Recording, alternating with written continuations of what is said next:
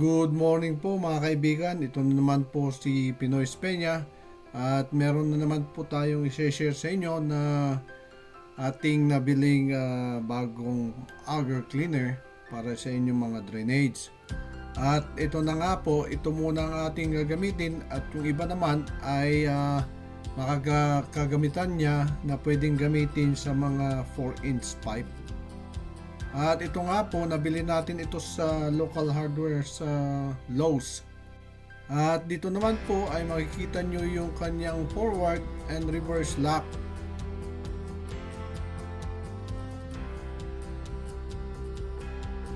At dito naman po ay may kasama pong foot switch actuator po. Kaya kahit na mabasa po itong switch actuator na to, hindi po tayo makukuryente. Ito po yung pangkalahatan pong itsura nito, maliit lang po. At ito pong project natin ay nabara na po ito ng mantika. Ngayon naman po ay may mga natuyong mga mortar. At ito na nga po, inumpisahan na po nating gamitin yung ating bagong auger. Ito po ay semi-automatic.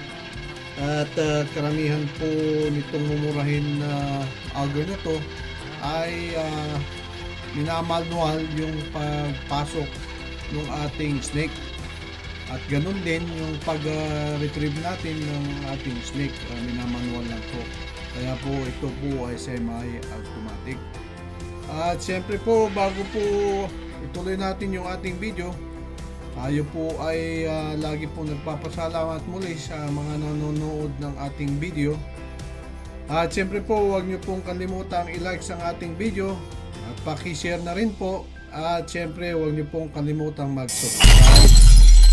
At yung mga hindi pa po nakapag-subscribe, subscribe na po kayo at marami po tayo yung video gagawin sa ating susunod na project.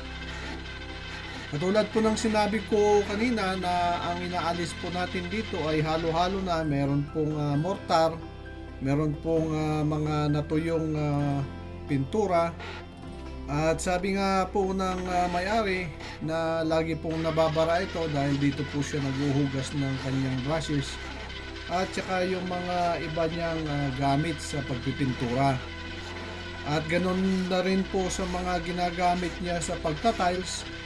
Dito niya po inuhugasan lahat kaya lagi daw pong nababara ito. Pag ganun po ang nailalagay po sa ating drainage ay medyo matigas na po yung mga mortar o kaya yung mga pinturang tumigas sa loob. Kaya inuulit-ulit po natin ang pagpapasok nitong snake. Siguro po ulit-ulitin po natin ito hanggang 3 o kaya 4 na beses po. Ito po ay 50 feet po lang itong nabili natin. Kaya aabot na rin po ito sa may dulo na ating kailangan linisin po.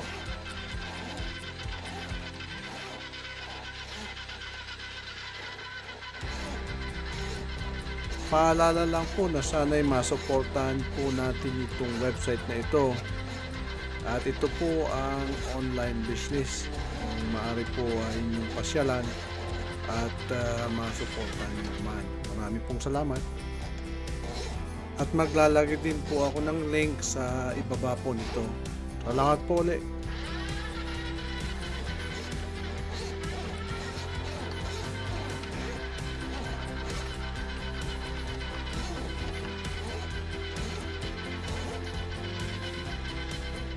At katulad po ng sinabi ko kanina, ito muna ang ating ginamit sa dulo.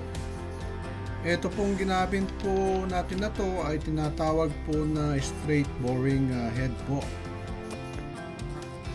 At meron po itong inalis na screw at ginagamitan lang po ito ng Phillips screw. At meron din siyang lock washer para hindi po siya matanggal sa loob.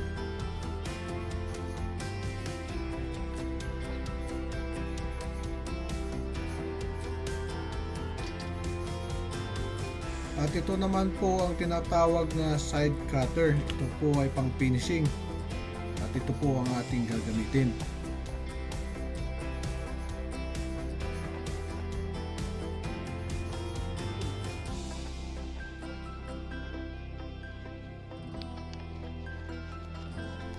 At siyempre po, huwag niyo po itong kakalimutang higpitang maigi at pagkahigpit po ay tama lang po. At huwag niyo pong kalimutang ibalik yung washer at saka po yung lock nut.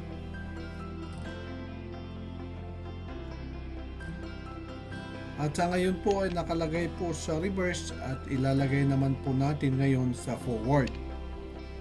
Ang forward po ay ginagamit po pag pinapasok po natin yung ating snake. At pag reverse naman ay pag inaalis na po doon sa tubo yung snake. At yung mga nakikita po nyo pong mga puti-puti dyan ay yan po yung mga natuyong mortar. Yang mortar po yan ay ginagamit po sa pandikit sa ating mga tiles. Ang kagandahan lang naman po nitong ating opening ng tubo ay ito po ay nasa labas. Kaya pwede po natin gamitan ito ng tubig mamaya. Sa ngayon po, ipapasok muna natin lahat ito na 50 feet at kung may stock siya, saka natin iikutin po ito ng forward. Katulad po ngayon na na-stock na po siya, kaya iikutin na po natin ito at forward po hanggang sa pumasok uli siya ng maayos, saka naman natin ipapasok ito ng ating kamay o kaya manual. At pwede rin natin po itong pinapasok habang iniikot, pero mag-ingat lang po at baka maipit po yung ating glove sa ating snake.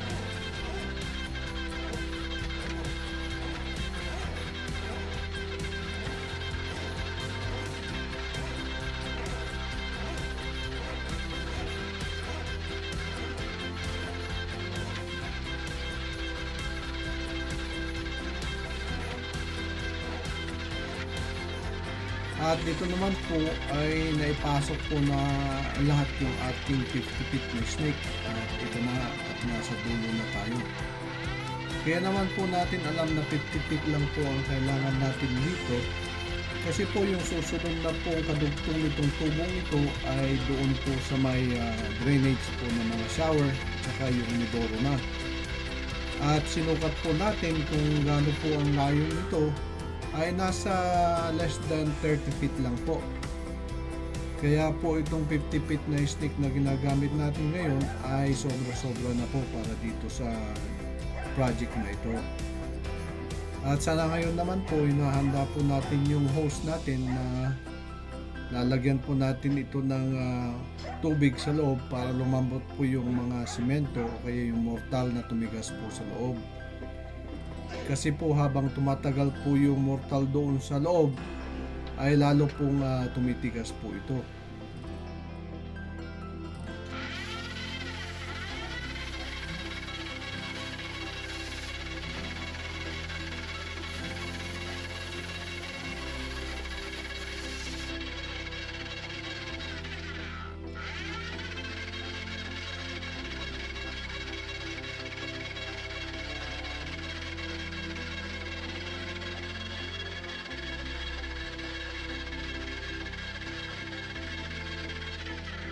At kung makikita nyo nga po na yung tubig ay bumabalik pa rito sa labas, ibig pong sabihin na yung bara ay hindi pa po naalis.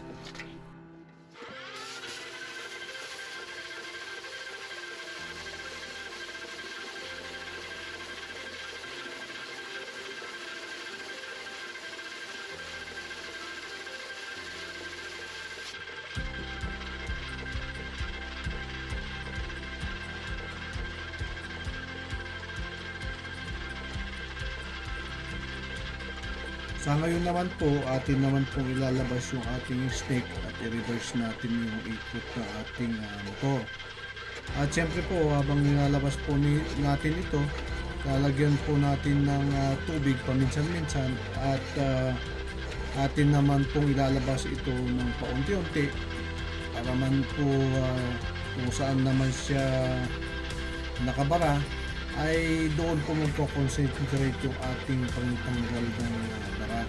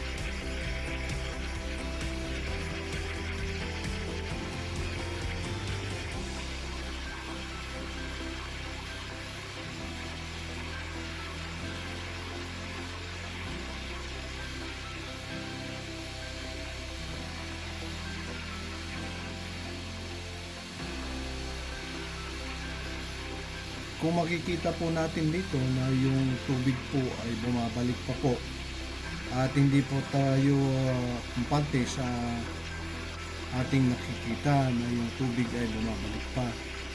Siguro kailangan pa po natin itong pasok uli yung ating water cleaner, yung snake, at ulitin po ulit natin at siguro hindi pa po talaga naalis yung bara.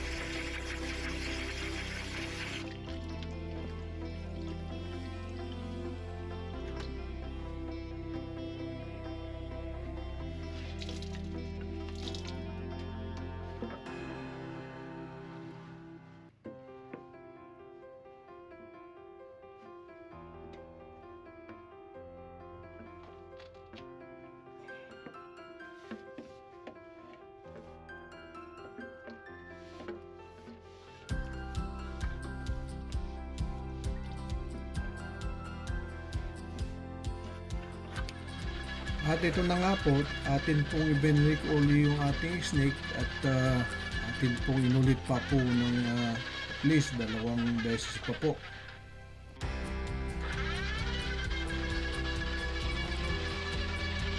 At ito po yung itsura nito habang po umiikot at pwede po natin hawakan ito ng safely lang at hindi po maipit yung ating daliri. Ito po ay ating binabalik na pabalik sa kanyang drum para po malis doon sa tubo yung snake natin.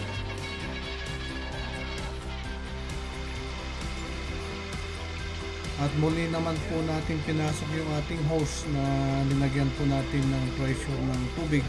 Kung makikita nyo nga po na lumalabas po yung marami pang dumi na siyempre at tumigas na po doon sa loob. At ayun na nga po, namin po siyang natanggal. At ulit-ulitin po natin yan hanggat sa matanggal po lahat yung mga tumigas na nakabara.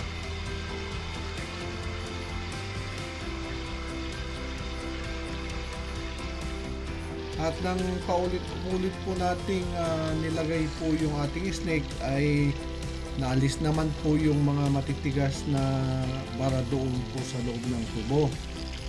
At tayo naman po ay nagpahagos na mainit na tubig para maalis naman po yung mga mantika na nakadikit po sa ating tubo. At yan po ang kabuuan ng ating video. Ako po muli ay nagpapasalamat sa mga nanonood ng ating video. Marami pong salamat.